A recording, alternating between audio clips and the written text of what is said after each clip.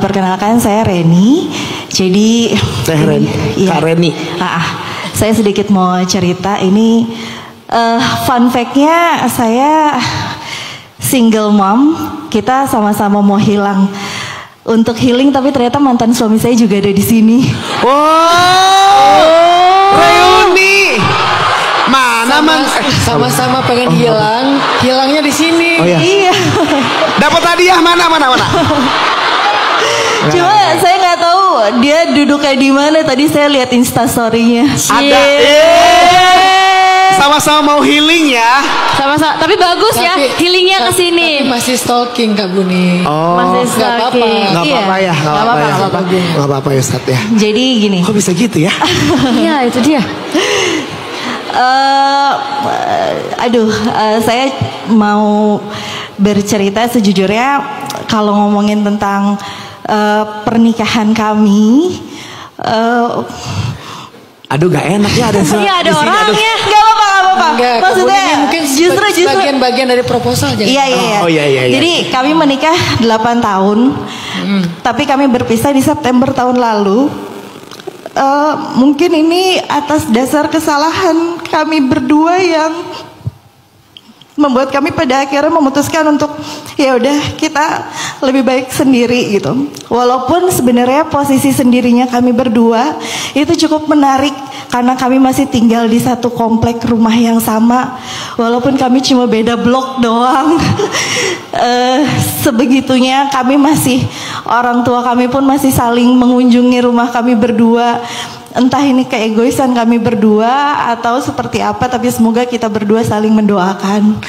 Yang saya mau tanyain, sebenarnya emang kalau hilang itu kita harus tidak berhubungan sama sekali ya. Karena saya merasa kayak gini, kami punya seorang putra yang kami rasa kami tetap harus berada di sisi orang tua gitu. Saya tuh cuma pengen kapan-kapan kita bisa pergi bareng. Kalau kayak gitu masih boleh nggak sih Ustadz sebenarnya? Karena saya yakin anak saya pasti merindukan kedua orang tuanya untuk pergi bareng, dibanding anak saya selalu pergi bersama saya sendiri atau bersama ayahnya sendiri. Semoga ayah Diza lihat dan dengar bahwasannya saya juga rindu untuk momen-momen dimana kita masih tetap bisa menjalin silaturahmi yang baik. Kurang lebih seperti itu, makasih. Reni, Kak Reni. Oke, Mbak Reni. Silakan Gurunda.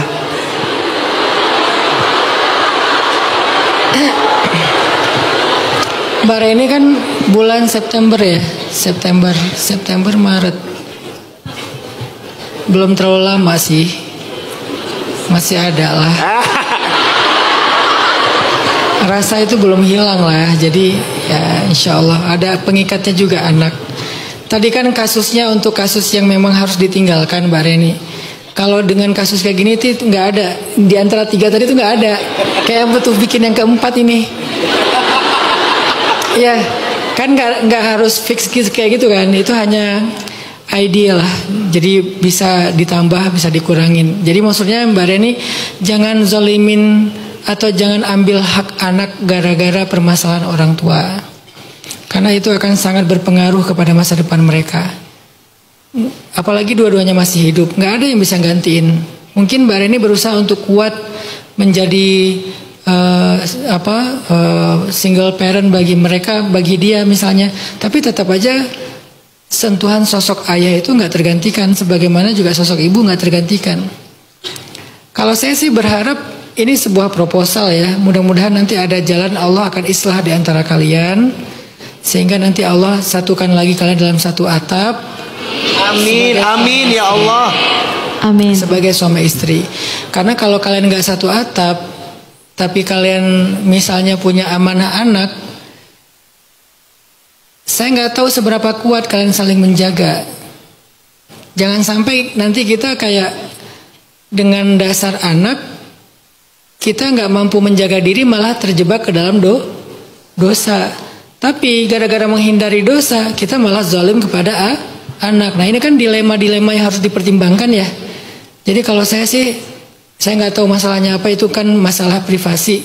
Tapi kalau misalnya masih mungkin untuk bareng lagi, semoga itulah yang paling baik gitu. Dan semoga itulah yang akan menjadi, nggak ada yang kalah, semuanya jadi pemenang. Anaknya pemenang, Mbak Reni pemenang, suaminya juga pemenang insya Allah. Tapi kalaupun enggak, maka bagilah tugas masing-masing. Nggak apa-apa jalan bareng, tapi harus kuat banget menjaga diri, karena statusnya udah nggak suami istri lagi. Apalagi jalan keluar kota, kita pengen nunjukin ke anak kalau kita baik-baik aja, ya. Tujuan kita tuh baik, pengen nunjukin ke anak, keluarga kita masih utuh loh. Terus kita jalan, anaknya bilang aku mau liburan kemana, misalnya jalan keluar kota. Gimana ya nge-nyetingnya gitu, nge-arrange-nya, agak repot sih. Jadi tapi ya setiap orang kan punya tantangannya masing-masing ya. Kalau kita balikin kepada poin pertama, mungkin ini cara Allah membentuk kalian berdua. Ada pasang surutnya. Dengan kondisi yang kayak gini, mungkin Allah lagi nyiapin suaminya untuk menjadi ayah yang lebih baik, menjadikan Mbak Reni menjadi ibu yang lebih baik, atau sekaligus menjadi ayah dan suami yang lebih baik, ibu dan istri yang lebih baik. Jadi fokus kepada pelajarannya. Itu poin pertama tadi kan, supaya kita bisa bertumbuh. Jangan fokus kepada sakitnya. Kalau kita fokus kepada sakitnya aja, kita nggak akan pernah tumbuh. Kita yang ada dendam, sakit hati, nggak bisa memaafkan. Nah sekarang